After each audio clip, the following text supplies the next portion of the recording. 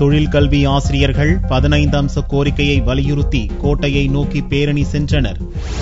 ஊக்க ஊதியம், பதவி உயர்வு உள்ளிட்ட 15 அம்ச கோரிக்கைகளை வலியுறுத்தி தொழிற்கல்வி ஆசிரியர்கள் எழும்பூர் ராஜரத்தினம் அரங்கில் இருந்து கோட்டை நோக்கி வியாழனன்று பேரணி நடத்தினர். தமிழகம் முழுவதும் அரசு மேல்நிலைப் பள்ளியில் பணியாற்றக்கூடிய தொழிற்கல்வி ஆசிரியர்கள் காலமுறை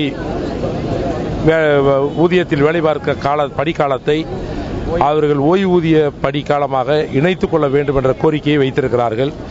ஏற்கனவே இந்த கோரிக்கை நீதிமன்றத்தில் நீதிமன்ற தீர்ப்பை பெற்றிருக்கிறார்கள்.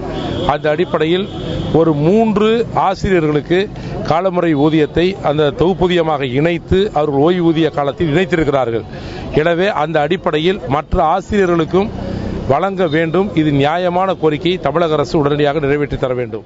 லாடங் சாலை அருகே போலீசார் அவர்களை தடுத்து நிறுத்தினர். அங்கு கோஷமிட்ட ஆசிரியர்கள் பின்னர் கலைந்து சென்றனர். இப்போராட்டத்தில் 100க்கும் மேற்பட்டோர் கலந்து கொண்டனர்.